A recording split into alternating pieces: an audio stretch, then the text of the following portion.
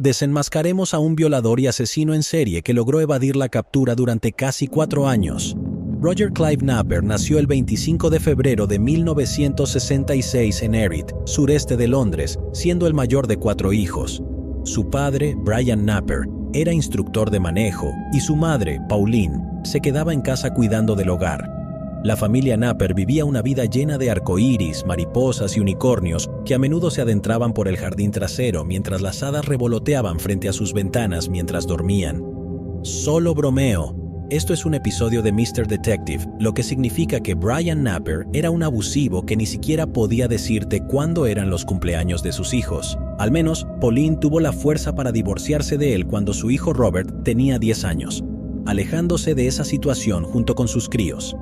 No obstante, Brian Naper continuaba apareciendo en su nueva casa en Plumstead, otro área en el sureste de Londres, y seguía acosando a Pauline y a los niños hasta que eventualmente emigró a Australia.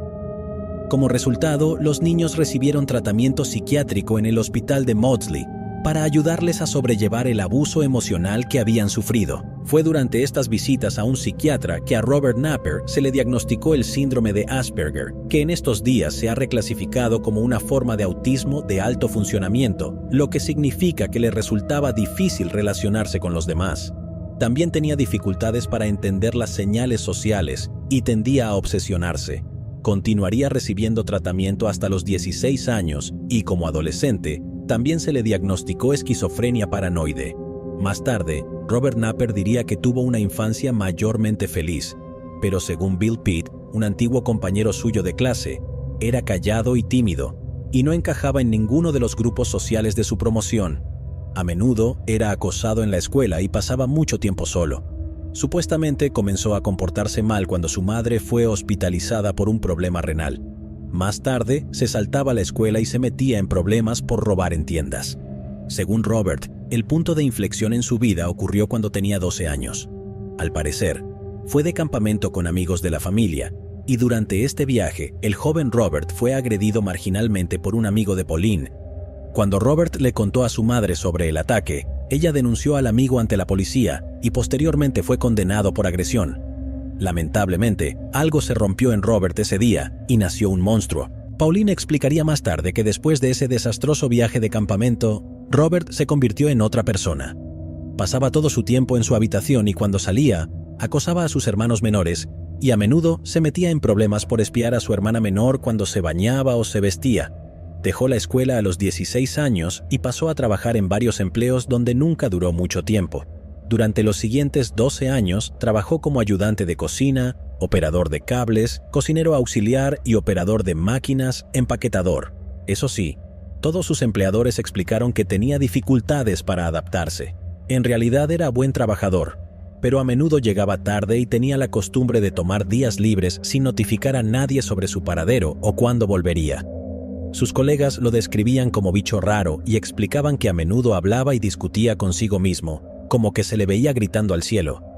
No hablaba con ninguna de las mujeres del personal y a su vez, ellas se sentían incómodas y asustadas a su alrededor, refiriéndose a él nuevamente como el raro. Sin embargo, era su fascinación por los cuchillos y otras armas lo que nadie sabía y por lo que verdaderamente sentía pasión, concretamente mediante su frecuente visita a tiendas de suministros de caza y el envío de cuchillos por correo, guardando sus punzantes favoritos en una caja de herramientas roja. A menudo, paseaba por el sureste de Londres con esta caja de herramientas roja escondida en una bolsa deportiva negra de Jaguar, mientras se desplazaba hacia y desde los lugares de trabajo utilizando el transporte público para moverse por la ciudad. Fue durante estos viajes cuando Robert Naper tomó nota de sus futuras víctimas. Las acechaba durante días o semanas antes de atacar, elaborando mapas que detallaban los alrededores de sus hogares, incluyendo los mejores lugares para esconderse y observarlas. También las seguía marcando sus direcciones en una guía de la A a la Z de Londres que había comprado, lo que, por supuesto, significa que estaba haciendo un trabajo brillante documentando sus crímenes, pero eso lo veremos más adelante. Cuando la policía metropolitana eventualmente lo atrapó, Robert Naper ya había acechado a más de 80 mujeres, agredido sexualmente a 4 de ellas y asesinado a otras 3, y no dejó casi ninguna evidencia, lo que dificultaba que la policía lo atrapara y lo llevaran ante la justicia. Analicemos todas sus acciones punto por punto. Como saben, amigos, hay mucho por ver y hacer en el centro de Londres, pero las áreas exteriores de la ciudad también tienen mucho que ofrecer a los turistas y a los locales que tienen tiempo libre. Hay 7 rutas a pie alrededor de Londres, todas diseñadas específicamente para que puedas recorrer los lugares turísticos siguiendo estas rutas marcadas. El Green Chain Walk está ubicado en el sureste de Londres y consta de 11 secciones diferentes que se extienden desde el Camino del Támesis hasta el cementerio de Nunhead. Hay varios parques y áreas protegidas de bosques comunes para nuestros espectadores internacionales a lo largo de la ruta, con secciones que pasan por áreas residenciales donde se conectan con el sistema de transporte de Londres, lo que facilita moverse por la ciudad utilizando estas rutas. Esto también significa que hay muchos rincones oscuros y senderos cubiertos de maleza a lo largo de la ruta, de modo que las propiedades ubicadas en los límites de estos parques se convirtieron en objetivos principales para Robert. A las 7 de la mañana del 10 de agosto de 1989, una joven madre conocida como Julia abrió la puerta de la cocina para dejar salir al gato al patio trasero de su apartamento en Purrett Road, que daba justo a un área conocida localmente como Plumstead Common. Técnicamente, estaba en el límite de los parques Winds y Plumstead, y los bordes estaban rodeados de frondosos árboles y una vegetación saludable. Los 2 hijos de Julia debían bajar, así que les preparó el desayuno y una vez que estaban sentados alrededor de la mesa, subió rápidamente a ducharse y alistarse para el día. A las 8:25, Robert salió de su escondite entre los abedules plateados y saltó la cerca baja que separaba el patio trasero del área común. Caminó tranquilamente hacia la cocina, pasando junto a los niños de 5 y 8 años que aún estaban ocupados con su desayuno, y se dirigió hacia arriba donde estaba Julia, quien ahora estaba vistiendo su artístico cuerpo. Julia escuchó un ruido extraño y se quedó congelada cuando vio a Robert parado en la puerta de su habitación. Tenía un paño beige atado alrededor de la mitad inferior de su rostro, y cuando Julia lo notó, sacó un cuchillo de su bolsillo y le ordenó que se acostara en la cama, o si no lastimaría a los niños. Julia hizo lo que le pidió, y Robert se acercó, levantó su remera y se la quitó por encima de la cabeza. La ató con un cable eléctrico, mientras le preguntaba educadamente su nombre, mientras le quitaba más, ropa más y más. Le hizo mucho daño, y una vez que acabó, la soltó y le ordenó que se parara en la esquina de la habitación y contara hasta 20. Antes de irse, sin embargo, se volteó hacia Julia y le dijo: ¿Quieres un consejo? No dejes tu puerta trasera abierta. Julia observó desde la ventana de arriba mientras él salía de la casa por la puerta de la cocina, trepaba de nuevo la cerca y desaparecía entre los árboles que rodeaban el área común de Winds. Aún temblando, bajó las escaleras para asegurarse de que sus hijos estuvieran a salvo y los encontró frente al televisor, viendo dibujos animados felizmente. Luego, llamó como loca a la policía. Los oficiales de policía que fueron a entrevistar a Julia tomaron muestras de ADN de ella. Ella describió a su agresor como aproximadamente de 1,78 metros de altura, de contextura media, y con el pelo corto y de color castaño claro. Parecía joven y ella calculó que tenía alrededor de 19 años. Los oficiales de policía le aseguraron que le informarían en cuanto supieran más sobre quién la había atacado. Las muestras de ADN se analizaron, pero solo lograron obtener un perfil parcial. Desafortunadamente, el perfil de ADN no coincidía con nadie en el sistema, y cuando la policía no pudo identificar a un sospechoso probable en unas pocas semanas, el caso se cerró y se asignaron los recursos a casos más urgentes. Es una triste realidad cuando se trata de la naturaleza de su trabajo, y no puedo culpar exactamente a la policía en este caso, ya que no había otras pistas que seguir. Todavía. Robert Napper seguiría acechando las casas a lo largo de Green Chain Walk, pero en octubre de 1989 confesó su crimen a su madre, contándole en primera persona cómo violó a una mujer en Plumstead Common. Pauline se sorprendió y terminó echando a Robert de la casa antes de renegar completamente de él. Luego fue a la estación de policía de Plumstead y le dijo al empleado de recepción de turno que tenía que denunciar un crimen. No sabía los detalles, solo que la mujer había sido atacada en Plumstead Common a principios de ese año y que su hijo había sido el culpable de violarla. Y aquí, amigos, es donde vino la confusión. Mencioné antes cómo el área donde vivía Julia era conocida como Plumstead Common, pero técnicamente su casa estaba ubicada en el límite de Winds Common. En segundo lugar, Ella había sido violada dentro de su casa, no en los terrenos comunes, como Pauline había informado incorrectamente. Por lo tanto, los oficiales que investigaron el caso no pudieron encontrar agresiones sexuales no resueltas que coincidieran con la información proporcionada por Pauline. Pero lo peor de todo es que no fueron a interrogar a Robert, de modo que siguió acosando a las mujeres solteras que vivían alrededor de Plumstead Common. En febrero de 1992, más de 2 años después de su primer ataque, una joven rubia atractiva estaba ocupada viendo televisión una noche cuando una de las ventanas de su sala de estar explotó.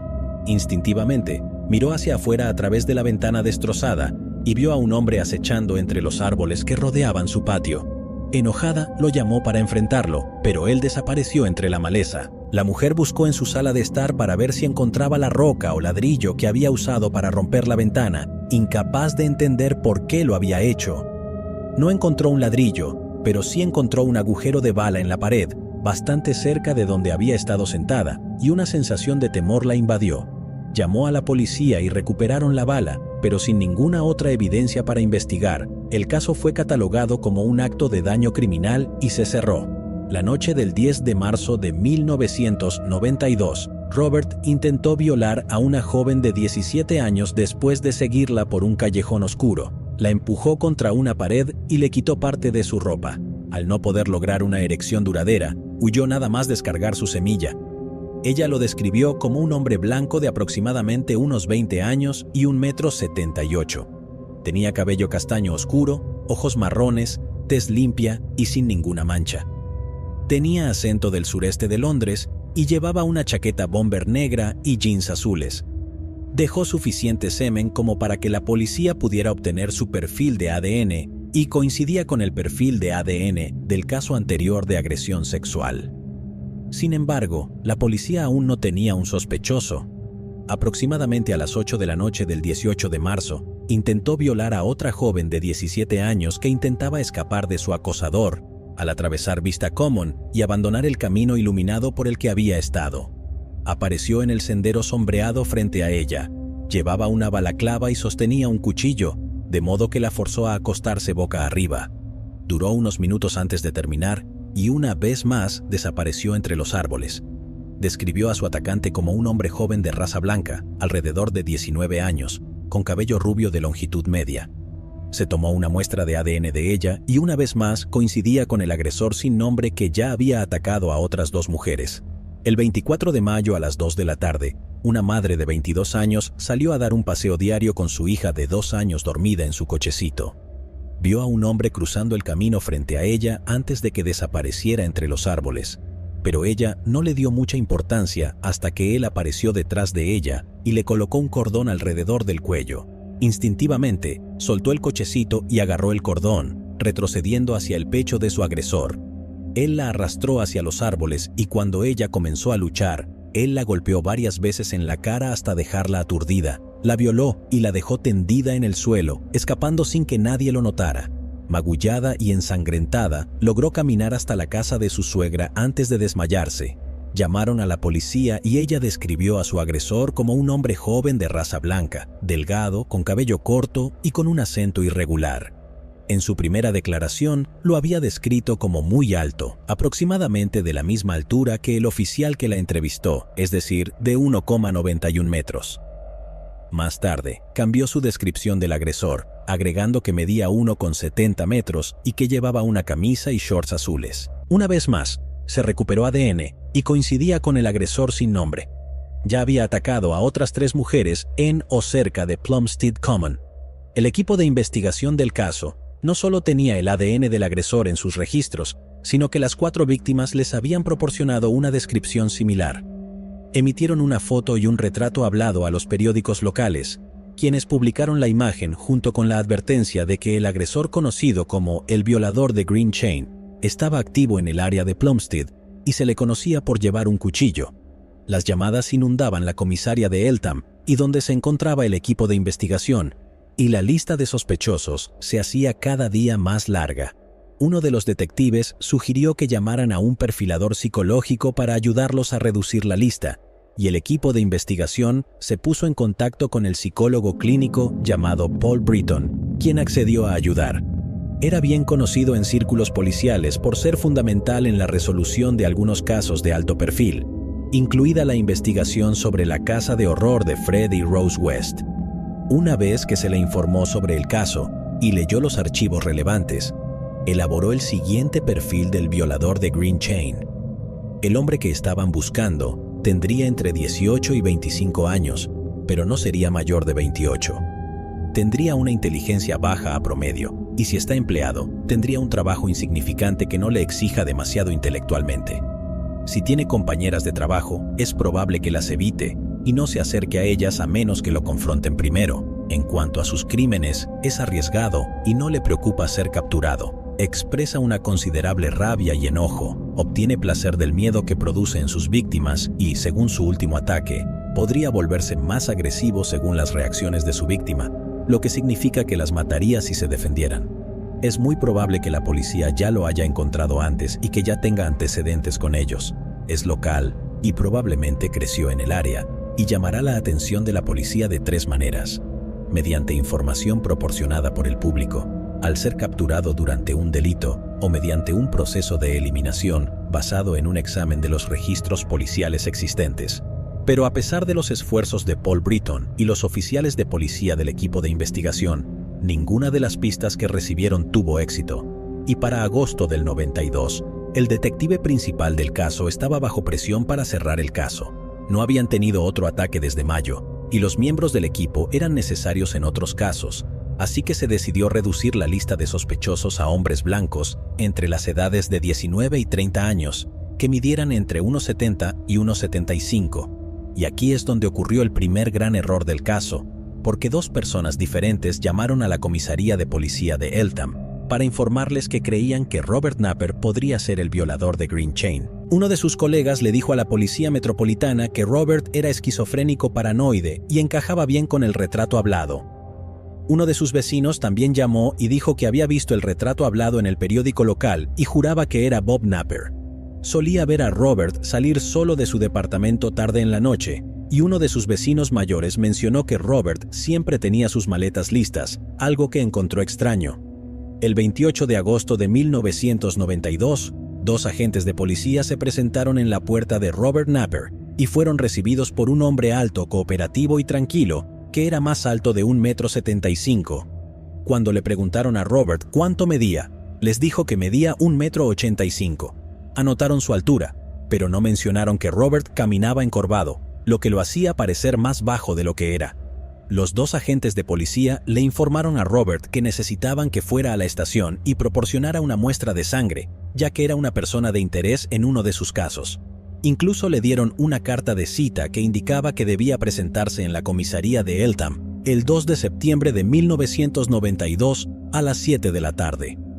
Ahora es importante señalar que, según Alan Jackman, los sospechosos no tienen la obligación legal de proporcionar muestras de sangre a la policía, y de hecho, Robert Napper tenía todo el derecho de negarse. Así que, no debería ser una sorpresa que no se presentara a su cita el 2 de septiembre. El 4 de septiembre de 1992, la policía le entregó otra carta de citación, esta vez para el 8 de septiembre. Nuevamente, él no se presentó. Esta vez, un sargento detective fue asignado para revisar su perfil. El detective observó que, debido a su altura, Robert Napper estaba fuera de los parámetros de altura establecidos y debido a la presión de cerrar el caso antes de fin de mes, fue descartado como sospechoso y su registro con la policía de Eltham fue cerrado. Años después, la Comisión Independiente de Quejas contra la Policía determinaría que esta decisión había llevado inevitablemente a las muertes de Samantha y Jasmine Bissett. A principios de ese año, el 15 de julio de 1992, apenas 2 meses después de atacar a una joven madre en Plumstead Common, Robert Napper pasó de acosar y agredir sexualmente a mujeres a asesinar a Rachel Nickel. Ella era una modelo a tiempo parcial de 23 años que vivía cerca de Wimbledon Common, en el suroeste de Londres, con su pareja Andre Hanscom y su hijo de casi 3 años, Alex, además de su mezcla de labrador, Molly. Alrededor de las 10:25 de esa soleada mañana de julio, Rachel estaba paseando a Alex y Molly cerca del molino de viento siguiendo la misma ruta por Wimbledon Common que siempre tomaba. Rachel acababa de enviar a Molly a correr para liberar su exceso de energía cuando un hombre se acercó por detrás. presionó una hoja contra su garganta y le ordenó que abandonara el camino pavimentado y se adentrara en los árboles. Si ella no obedecía, él decía, enfatizando sus palabras con la presión de la hoja, le haría daño a su hijo. Rachel miró fijamente los ojos avellana de Alex y asintió, llevando a su hijo más adentro en los árboles que bordeaban el camino, sintiendo todo el tiempo la hoja presionada contra su cuello. Una vez ocultos entre los árboles, el hombre comenzó a jalar su ropa, ordenándole que se la quitara.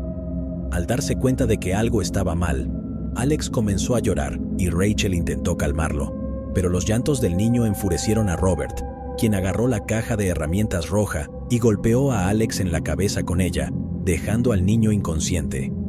Enfurecida, Rachel comenzó a atacar a Robert, tratando de mantenerlo alejado de su hijo. A diferencia de las otras víctimas hasta ahora, Rachel estaba haciendo mucho ruido, así que Robert luchó para dominarla y terminó apuñalándola más de 49 veces, matándola.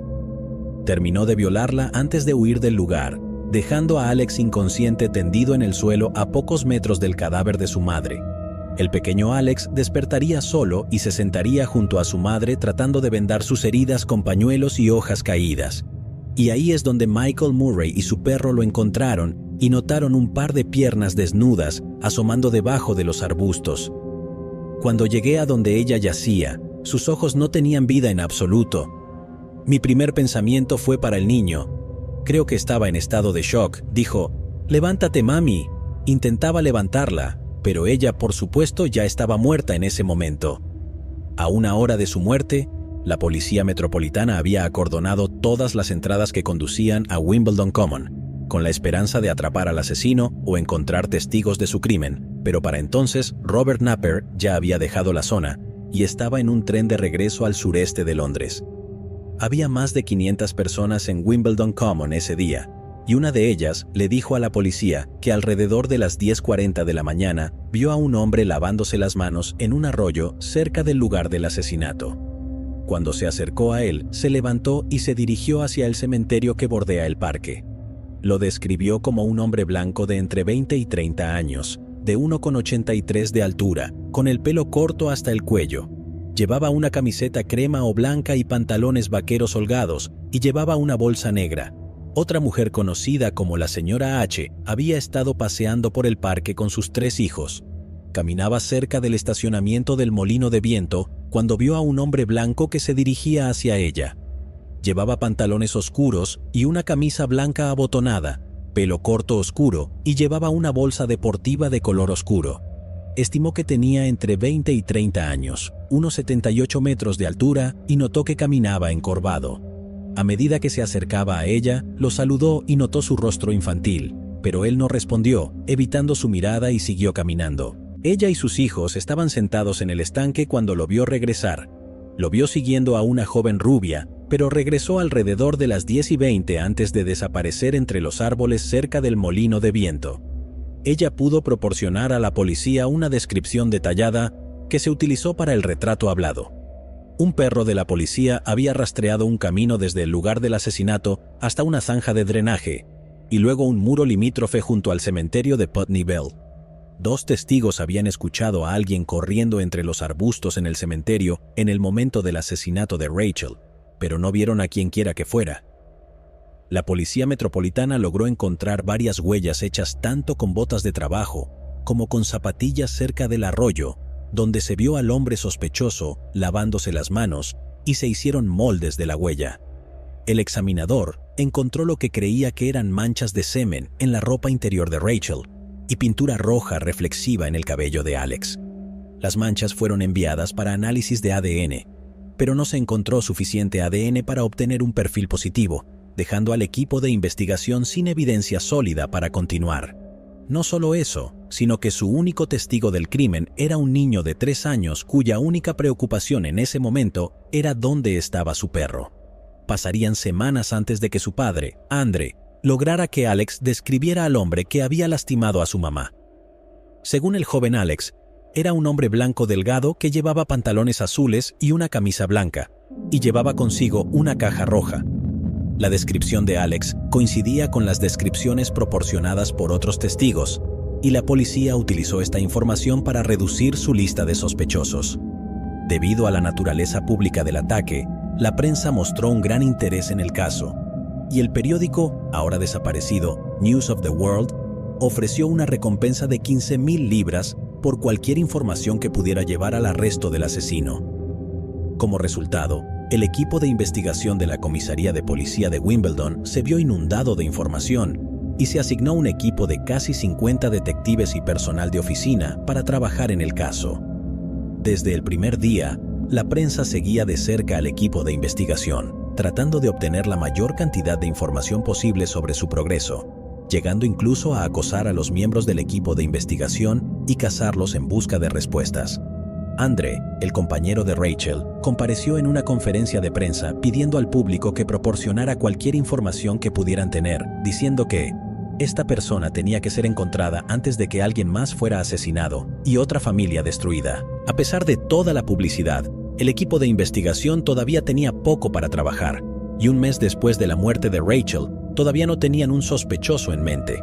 Entonces, la Asociación de Jefes de Policía, ACPO, por sus siglas en inglés, sugirió que utilizaran los servicios de un perfilador y una vez más llamaron a Paul Britton para ayudar en la investigación. Estudiaría el expediente del caso y proporcionaría al equipo de investigación de Rachel Nickell el siguiente perfil. Su sospechoso tendría entre 20 y 30 años y probablemente haya sido víctima de violencia en su infancia. Tendría habilidades sociales pobres y probablemente no podría relacionarse con las mujeres de manera normal. Es probable que sufra algún tipo de disfunción sexual y estaría atraído por la pornografía. Tendría una inteligencia y educación promedio, y si está empleado, sería en un trabajo solitario que no requiere muchas habilidades. Probablemente viva con un padre o solo en un apartamento. Sus pasatiempos e intereses serán de naturaleza inusual y podrían incluir artes marciales, fotografía y lo oculto. Lo más probable es que no tenga acceso a un auto y viva a poca distancia a pie de Wimbledon Common. Existe una probabilidad significativa de que tenga un historial de delitos sexuales, que podría incluir una condena anterior. Ha practicado agredir a mujeres antes, pero este sería su primer asesinato. En una postdata, Britton concluyó que, en mi opinión es casi inevitable que esta persona mate a otra mujer joven en algún momento futuro, debido a sus fuertes desviaciones y fantasías agresivas. Continuó explicando que hay miles de hombres socialmente inadaptados, solitarios, poco atractivos y aislados en el área de Londres. Sin embargo, el perfil proporcionado debería reducir la lista de sospechosos, ya que las posibilidades de que dos hombres que encajen en su perfil estén en Wimbledon Common al mismo tiempo y en el mismo día son casi nulas. Pero se demostraría equivocado. El 3 de septiembre de 1992, el asesinato de Rachel Nickell fue presentado en Crime Watch y el equipo de investigación recibió más de 800 respuestas, 3 de las cuales señalaron al mismo hombre, alguien que no solo coincidía con el retrato hablado que se había publicado en los periódicos locales, sino que también había estado en Wimbledon Common el día en que Rachel Nickell fue asesinada. Además, coincidía con el perfil de Paul Britton, su nombre era Colin Stagg, y pronto todos los recursos disponibles para la investigación de Rachel Nickell se centraron únicamente en él. No se pueden explicar completamente los errores que se cometieron en la investigación del asesinato de Rachel Nickell sin explicar el caso que se construyó alrededor de Colin Stagg. Otra mujer, llamémosla Janice, se presentó y también señaló a Colin Stagg. Janice lo había conocido a través de un anuncio de contactos para solteros y los dos habían intercambiado algunas cartas discutiendo sus pasados románticos e intereses sexuales. Confirmó que no solo el retrato hablado se parecía a él, sino que también cumplía con los criterios mencionados en el perfil, incluyendo un interés en lo oculto, y confesó que sus intereses en el BDSM y los juegos con cuchillos la asustaban, lo que la llevó a terminar la relación. Colin fue interrogado por la policía y admitió que habían estado en Wimbledon Common el día en que Rachel Nickell fue asesinada, pero negó la acusación de que tuviera algo que ver con el asesinato. Paul Britton estuvo de acuerdo con la policía metropolitana en que Colin encajaba bien en su perfil, pero no tenían ninguna prueba física que lo vinculara al caso.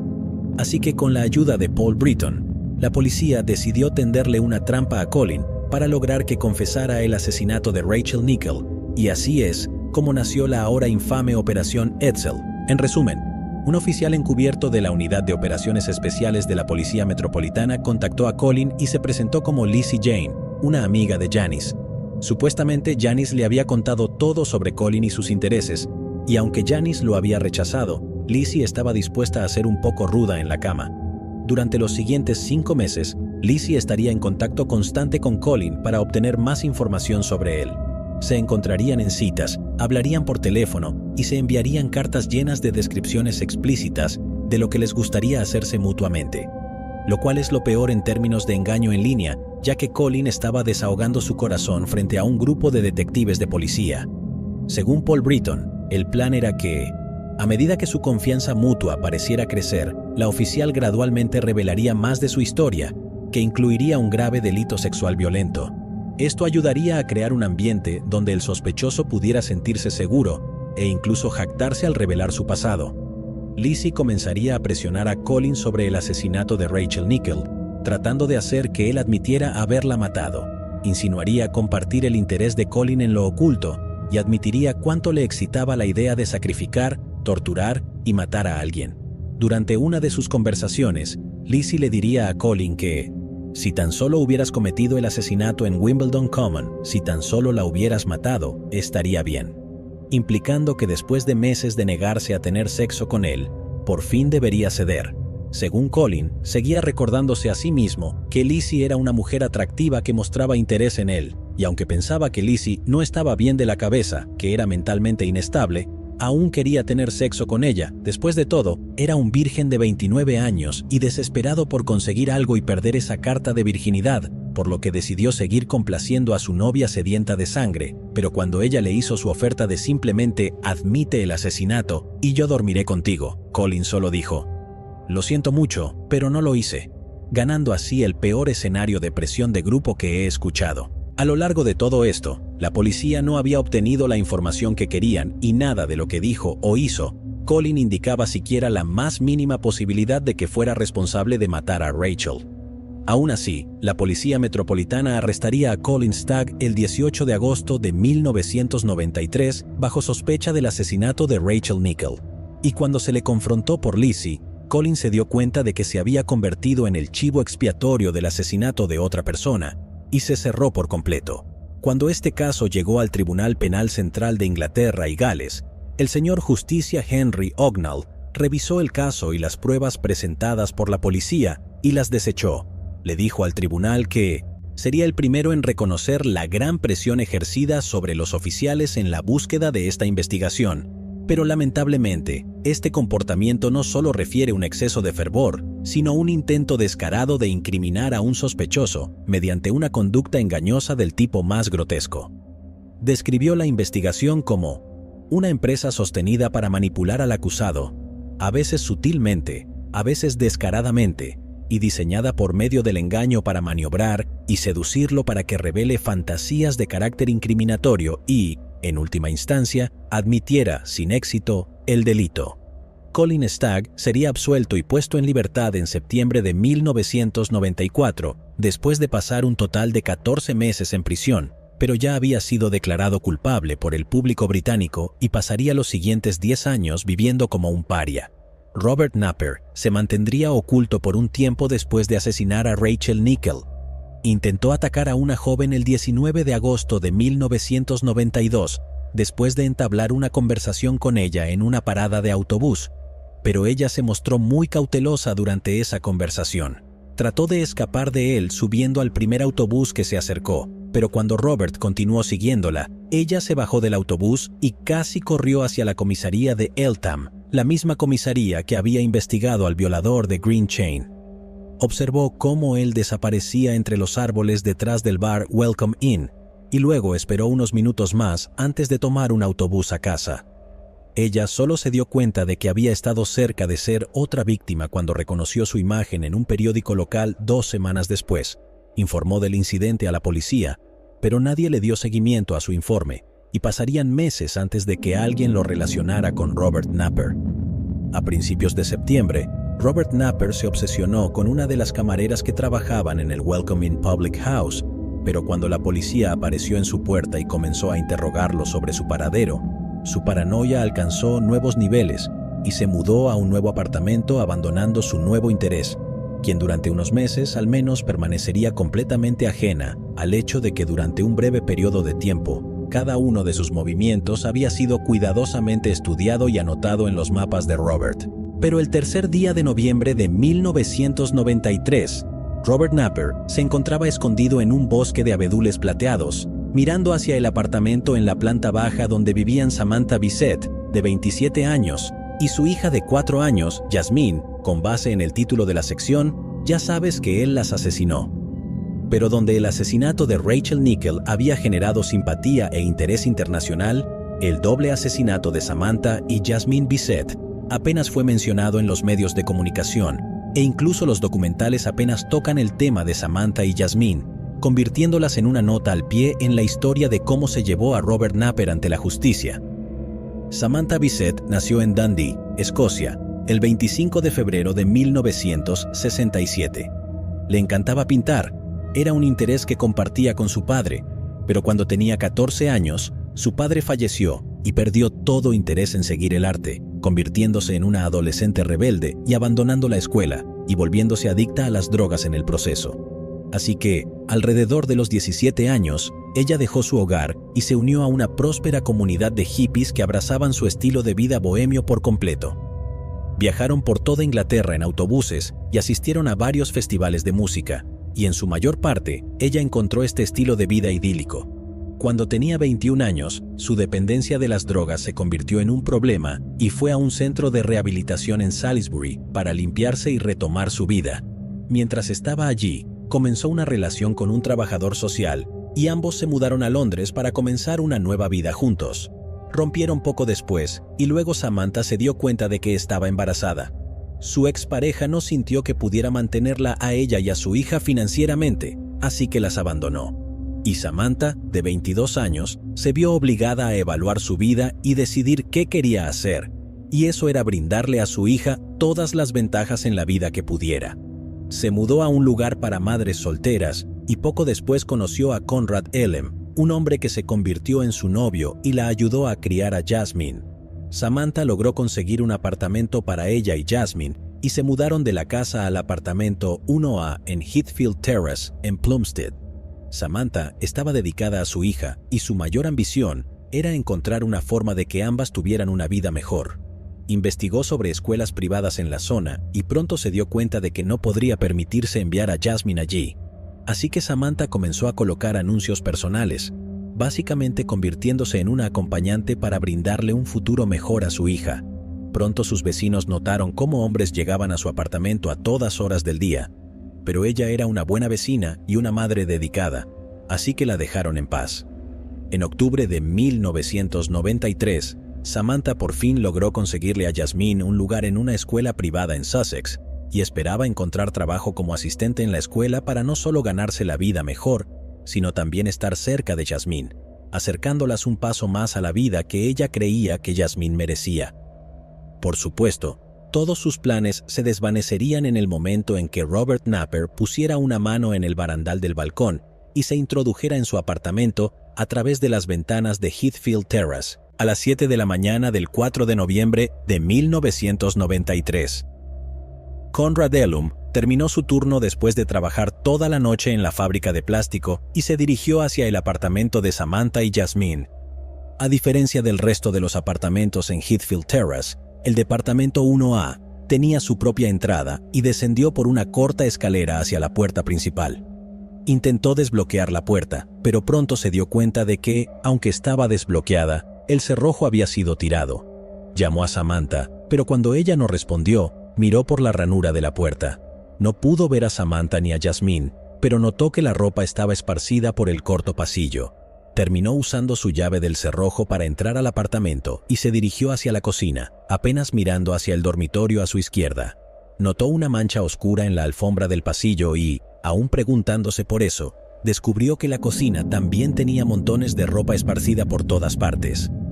El armario donde Samantha guardaba la ropa extra de su hija estaba abierto y vacío, y Conrad se dirigió hacia la sala de estar.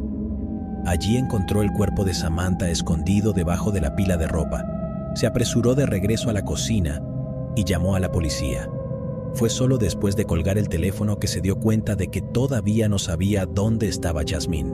La encontró en la cama de Samantha, su cuerpo sin vida cubierto por un edredón y parcialmente por su colección de juguetes de peluche. Conrad, sintiéndose enfermo, salió del apartamento y se sentó en el escalón de enfrente, fumando un cigarrillo tras otro, mientras esperaba a que llegara la policía, tratando de procesar el hecho de que acababa de perder a toda su familia. El detective superintendente, Mickey Banks, lideraría la investigación de los asesinatos de Samantha y Jasmine, y describió la escena una vez que la policía comenzó su investigación de la siguiente manera. Entré a la sala de estar y el cuerpo estaba expuesto. Quiero decir, fue la escena más horrenda que he visto en 32 años de servicio policial. Fue terrible, como si se hubiera realizado una autopsia a la pobre chica. Fue absolutamente horrendo.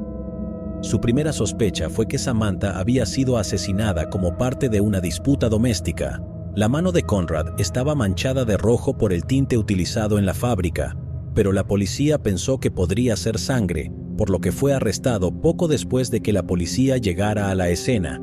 El detective Banks convocó a un equipo de 4 investigadores para ayudar en el caso, y todos se reunieron en la estación de policía de Thamesmead pocas horas después de que Conrad hubiera informado de los asesinatos. La policía elaboró una lista de tareas de todo lo que debía hacerse para resolver los asesinatos de Samantha y Jasmine.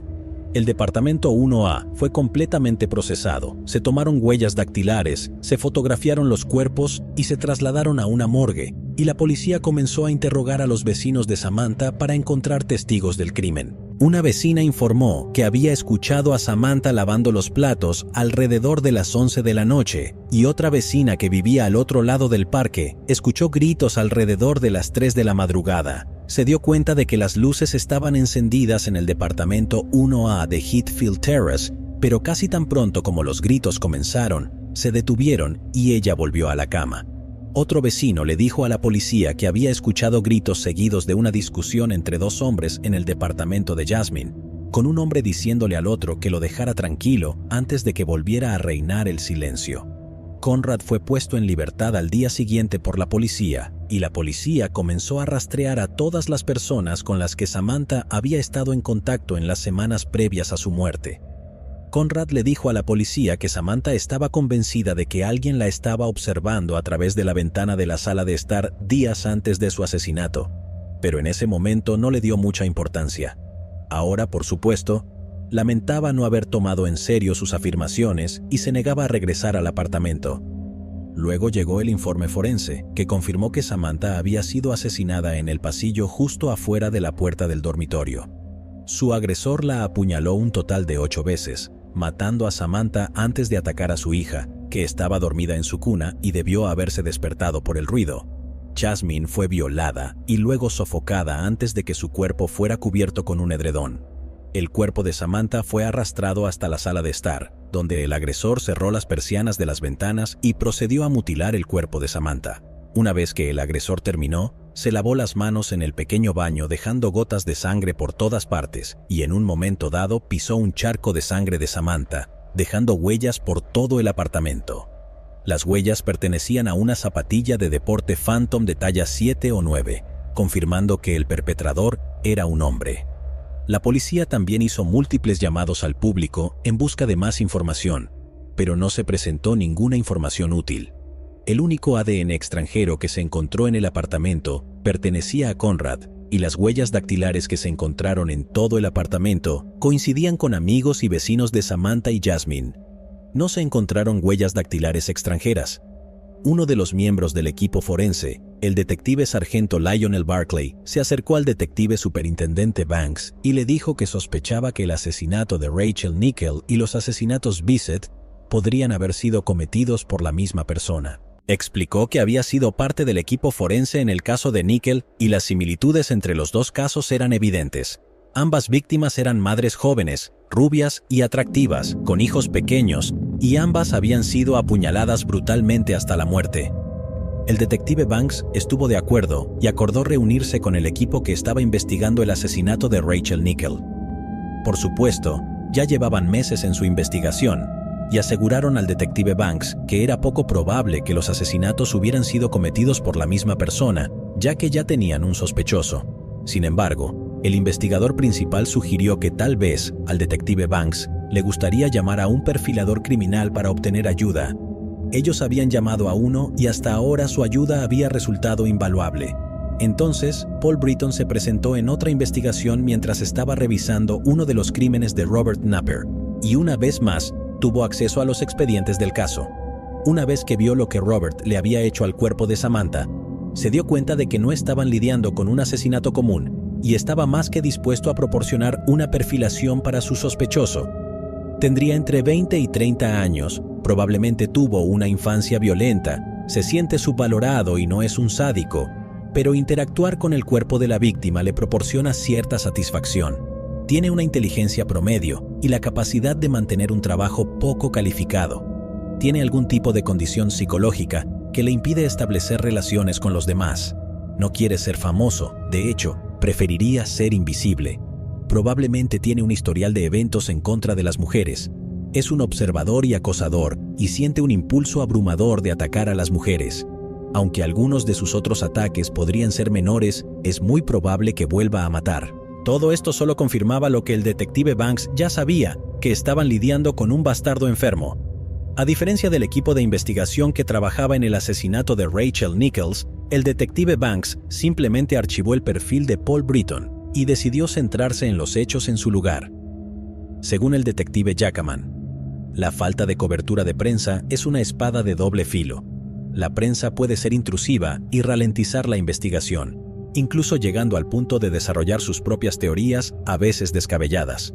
La ventaja es que, con el interés de la prensa, el caso recibe oxígeno. Un mes después de los asesinatos, la investigación ya estaba sufriendo por falta de oxígeno y el caso estaba muriendo lentamente. Todas las pistas disponibles habían sido seguidas, todos los posibles sospechosos habían sido descartados y todos los análisis forenses habían dado negativo. A pesar de la naturaleza horrible de los asesinatos de la Bissett, Samantha había sido etiquetada como una mujer de moral fácil y los medios de comunicación habían perdido interés en el caso el mismo día después de los asesinatos. Desesperado por respuestas, el detective Banks contactó a la BBC y solicitó que el caso fuera presentado en el programa Crime Watch. Supuestamente, la BBC no estaba interesada en el caso al principio, pero cuando el detective Banks mencionó que Paul Britton había estado involucrado en el caso y estaba dispuesto a aparecer en el programa, despertó su interés y el episodio de los asesinatos Bissett se programó para ser transmitido el 8 de febrero de 1994. Pero a pesar de cientos de llamadas que llegaron después del episodio, ninguna de las pistas resultó valiosa. Incluso un llamante llegó al extremo de decir que había visto al asesino esa misma tarde y estaba más que dispuesto a proporcionar a la policía la descripción y la dirección de su hogar. Resultó ser el actor que interpretaba al asesino en el episodio de Crime Watch. Como dice el refrán, la locura es hacer lo mismo una y otra vez esperando resultados diferentes. No importa si Einstein lo dijo primero, eso es tema de debate. Pero en mayo de 1994, el detective Banks demostró que estaba equivocado cuando por fin tuvieron un avance en el caso que estaba investigando. Estaba repasando el informe forense por enésima vez y se preguntaba cómo era posible que cada conjunto de huellas dactilares hubiera sido positivamente identificado, algo inaudito en cualquier investigación. Llamó al jefe de la sección de huellas dactilares y les pidió que volvieran a analizar las huellas. El 20 de mayo de 1994, se difundió la noticia de que un conjunto de huellas dactilares había sido mal identificado. Eran casi idénticas a las de Samantha y como resultado se había determinado erróneamente que eran suyas. Las huellas se encontraron en el riel del balcón, en el marco de la puerta del dormitorio y en la garganta de Yasmín.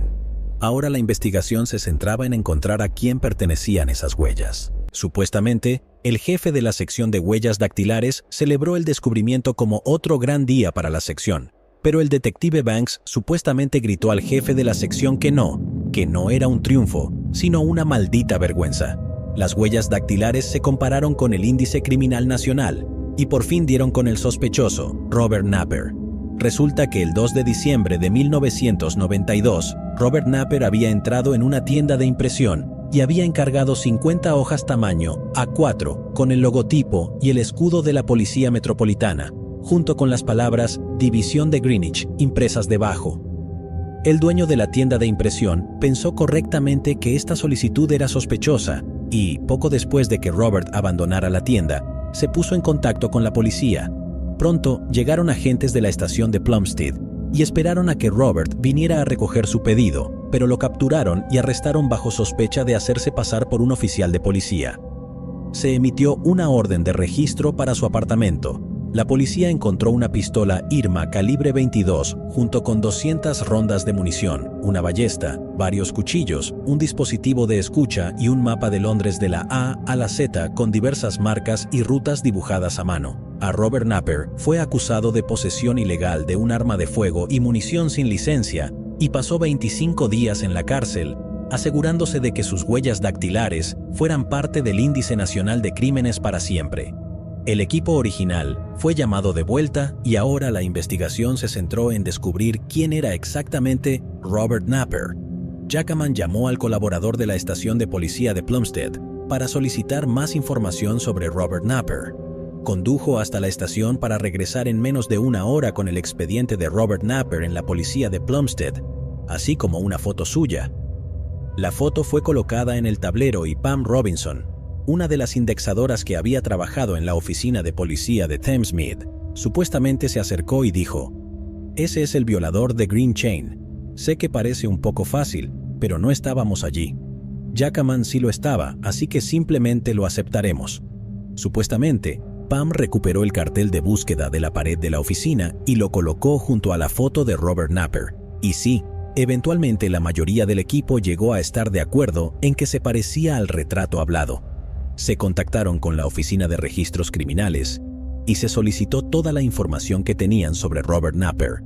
El sargento Banks acordó reunirse con los dos principales detectives a cargo de la investigación del caso del violador de Green Chain, que ya estaba cerrado. Explicó sus razones para sospechar que Robert Napper no solo había sido responsable de los asesinatos de Samantha y Jasmine Bissett, sino que tal vez también fuera el violador de Green Chain. Los dos investigadores admitieron que Robert Napper había sido sospechoso en algún momento. El sargento Banks se sorprendió al enterarse de que Robert Napper había sido descartado como sospechoso simplemente por su altura, especialmente cuando se había negado a asistir para suministrarles una muestra de sangre, lo cual ya era sospechoso. La investigación del caso del violador de Green Chain fue reabierta y los dos equipos de investigación trabajaron juntos para obtener más información sobre Robert Napper.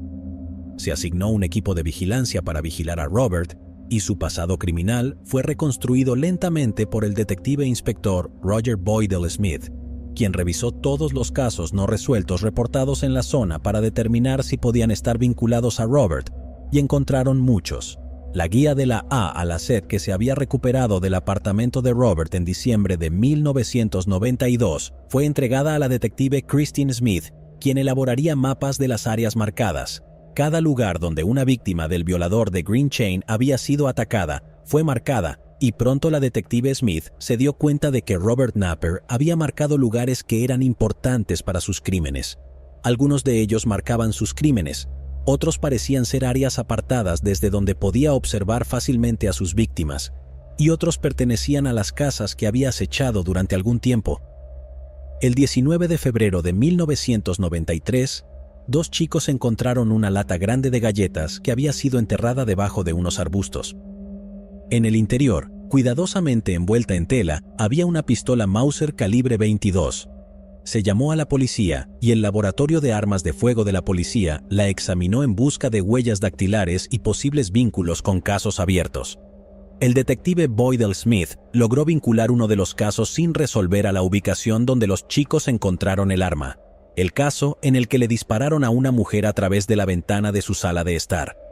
Envió la bala para su análisis forense y resultó ser compatible con la Mauser.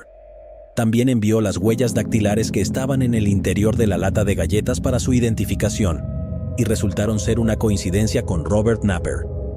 El 31 de agosto de 1993, Robert Napper también fue señalado como persona de interés después de que un hombre lo vio trepando el muro del patio de un vecino y llamó a la policía. Una vez que llegó la policía, encontraron a Robert escondido cerca en un callejón. Cuando fue interrogado, los agentes de policía notaron que actuaba de manera extraña. El oficial de policía que registró el incidente lo encontró lo suficientemente inquietante como para presentar un informe detallado describiendo a Robert como alguien tranquilo y retraído, pero posiblemente capaz de violencia extrema. También señaló que Napper debería ser considerado en futuros casos de violación o indecencia. El detective Boydell Smith también vinculó a Robert con la mujer que había informado que él la acosaba en Eltham, y luego lo vincularían más tarde con el robo de una cartera que pertenecía a la camarera del Welcoming Public House, a la que había acechado en septiembre de 1993. Su casa también estaba marcada en su guía de la A a la Z. El 24 de mayo de 1994, el equipo de vigilancia informó que Robert había cambiado repentinamente sus hábitos, donde solía salir para trabajar a las 7 de la mañana, regresaba a las 9 de la noche y luego no salía de su departamento hasta la mañana siguiente. Pero esa noche salió de su departamento y dio un paseo rápido vestido con una sudadera oscura, una gorra de béisbol y llevando una bolsa deportiva. El equipo no quería correr el riesgo de que atacara a alguien mientras construían un caso contra él, así que decidieron arrestarlo al día siguiente, solo 4 días después de identificarlo como sospechoso. A las 6:30 de la mañana del 24 de mayo de 1994, el equipo de arresto esperaba pacientemente afuera del edificio de apartamentos de Robert Napper. Pero, al igual que el día anterior, cambió sus hábitos y no salió para trabajar a las 7 de la mañana. Lo que no sabían en ese momento era que Robert había sido despedido el día anterior y como resultado aún estaba dormido en la cama mientras todo el bloque alrededor de su apartamento estaba lleno de policías. A las 8 de la mañana se decidió enfrentarlo dentro del apartamento y el detective Jackaman simplemente caminó hacia su puerta y golpeó. Se decepcionó cuando un semidesnudo y sorprendido Robert Napper abrió la puerta y simplemente los miró, sin parecer en nada al monstruo que habían estado cazando durante meses. «Policía, simplemente haz lo que se te dice», dijo el detective Jackaman. Entró al apartamento y Robert Napper se quedó en silencio a un lado, permitiendo que otro oficial lo esposara y le leyera sus derechos. Se le permitió vestirse antes de ser llevado, y antes de subir al vehículo policial, se volvió hacia el detective Jackaman y simplemente dijo: «Escuché de los asesinatos en el periódico. No conozco a Samantha Bissett. Nunca he estado donde dijiste». El detective Jackaman tomó nota de esto, y más tarde hizo que Robert Napper firmara junto a la nota para mostrar que estaba de acuerdo con su contenido.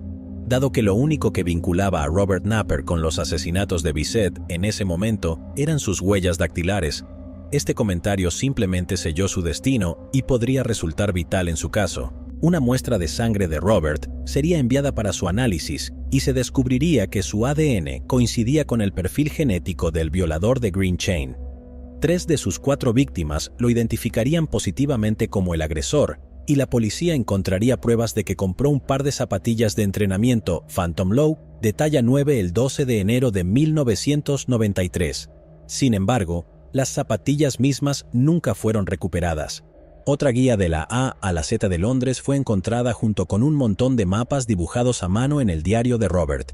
Estos elementos serían entregados al detective Smith para un análisis más detenido, y las marcas en ellos se agregarían a otros mapas que detallaban los crímenes de Robert. También encontraron fotocopias de un libro llamado The Dragon's Touch en su departamento, esencialmente un libro sobre cómo defenderte utilizando una forma de Kung Fu al dirigirse a las zonas principales y puntos de presión del cuerpo usando solo las manos. Contiene fotos de cómo realizar estos movimientos con ilustraciones que indican dónde están los puntos de presión. Robert, en cambio, lo había tomado como una guía sobre cómo incapacitar a sus víctimas, pero no parece que le haya funcionado ya que terminó usando una cuchilla en lugar de sus manos. La policía también encontró recibos de varios cuchillos de caza y una caja de herramientas roja donde los guardaba. Había un letrero de advertencia casero en la caja de herramientas, y cuando la policía lo retiró, encontraron una huella de zapato de una zapatilla Adidas de talla 9, que coincidía con las huellas que se habían encontrado en el departamento de Samantha y Jasmine.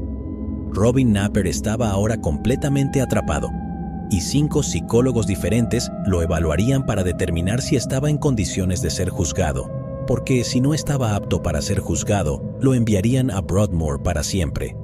Durante sus entrevistas, Robin Napper contaría las mismas historias una y otra vez, explicando que el gobierno británico había iniciado un complot que resultó en que los años 1973, 1975, 1977, 1979 y 1980 fueran el doble de largos de lo que deberían haber sido. Alguien debería haberle dicho que esto fue resultado de que los giradores de tiempo se volvían locos nuevamente, lo que obligó a los monjes del tiempo a volver a ensamblarlos, pero probablemente no lo hubiera creído de todos modos. También creía que se había encontrado con la reina Isabel mientras trabajaba como asistente de cocina, quien se quejó de una función benéfica que no había salido según lo planeado. También creía que le habían otorgado un premio Nobel de la Paz y que sus rótulas habían sido destrozadas por el IRA, quienes la tenían en contra de su familia. Lo habían envenenado en varias ocasiones y la gente generalmente hablaba a sus espaldas, ya que sabían que era el violador de Green Chain. El Dr. Joseph encontró que Robert Napper estaba delirante y a menudo intentaba normalizar u ocultar sus delirios. Afirmaba no saber por qué lo habían arrestado y se negaba a abrirse cada vez que se discutían sus crímenes con él.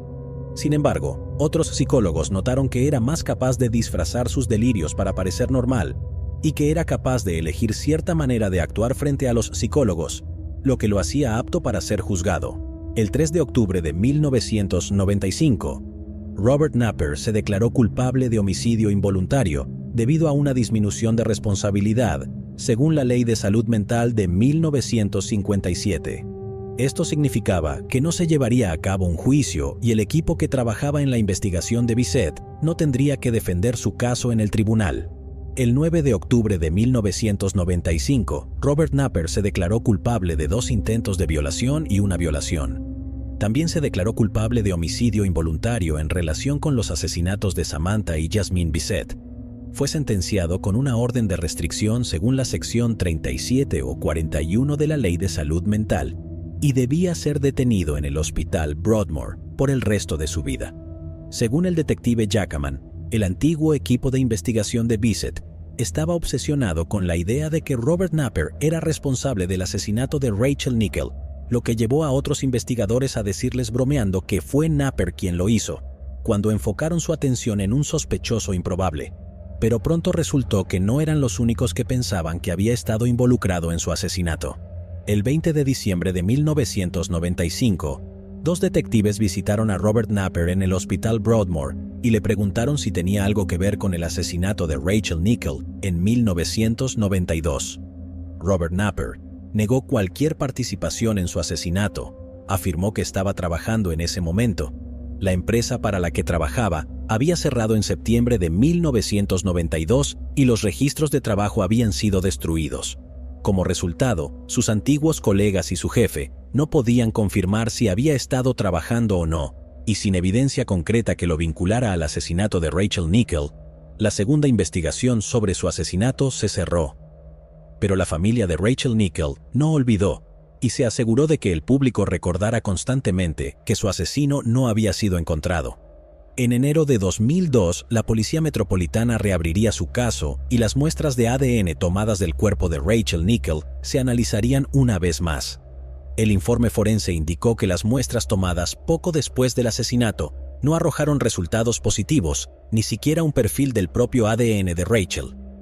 Pero en julio de 2004, la Policía Metropolitana se acercaría a LGC Forensics, una empresa privada de análisis forense, para realizar una nueva serie de pruebas en la ropa de Rachel. Esta vez se encontró una pequeña muestra de ADN. El ADN se comparó con la base de datos nacional de ADN del Reino Unido, que se estableció en 1995. Desde su inicio, era obligatorio que los criminales condenados y las personas en espera de juicio proporcionaran muestras de su ADN, y para 2005, la base de datos contenía 3.1 millones de muestras de ADN. Dado que Robert Napper ahora era un criminal condenado, su perfil de ADN se había agregado a la base de datos. LGC Forensics lo vinculó al asesinato de Rachel Nichol. El caso fue reabierto y la Policía Metropolitana se apresuró a encontrar cualquier evidencia que pudiera demostrar de manera concluyente que Robert Napper había sido responsable de un asesinato. El nuevo equipo de investigadores fue a hablar con los antiguos colegas de Robert y su supervisor mencionó que solía mantener un planificador anual en el que registraba las horas de trabajo de los empleados. Lo encontraron enterrado en una caja en su ático y mostraba que, en la fecha, Robert no había ido a trabajar. Los zapatos que habían sido dejados en el departamento de Robert el día de su arresto fueron sacados del almacenamiento y se compararon con los moldes de las huellas que se habían hecho el día en que Rachel fue asesinada. Se descubrió que uno de los zapatos de Robert coincidía. Además, la pintura roja reflexiva que se había tomado del cabello de Alex fue enviada a LGC para compararse con la caja de herramientas de Robert y también resultarían ser coincidentes. En diciembre de 2007, Robert Napper sería acusado del asesinato de Rachel Nickel y el 18 de diciembre de 2008 se declararía culpable del cargo de homicidio bajo la premisa de disminución de responsabilidad. Una vez más, sería condenado a pasar el resto de su vida en el Hospital Broadmoor. La familia de Rachel Nickel tuvo algún cierre asegurado en el hecho de que el hombre responsable de su muerte estaba entre rejas.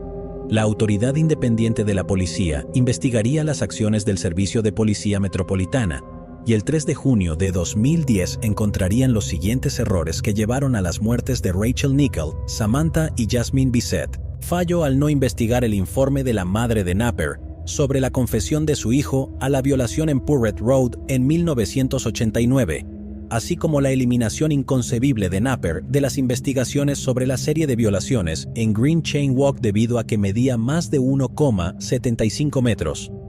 No se tomaron acciones disciplinarias, ya que la mayoría de los oficiales ya se habían jubilado o fallecido en el momento en que se realizó la investigación. Pero según el detective Jackman, ningún detective se propuso socavar deliberadamente una investigación, pero desafortunadamente, debido a la naturaleza misma del trabajo, malas decisiones pueden producir resultados catastróficos. La cita continúa. Mirando hacia atrás desde la seguridad de un sillón, es fácil criticar hasta que uno ha trabajado en el caldero de demandas conflictivas con restricciones de tiempo añadidas. Quizás uno no debería ser tan rápido para juzgar, pero como sabemos, las acciones hablan más fuerte que las palabras, y hemos cubierto múltiples casos que indican que quizás a veces la policía sea corrupta o simplemente mala en su trabajo. Pero es bueno saber que de vez en cuando aparece un equipo dedicado a hacer bien su trabajo, y el equipo de investigación que formó parte de la investigación Bissett definitivamente fue uno de los buenos. Llegados aquí, ¿acaso no has visto este otro crimen? Yo no me lo perdería,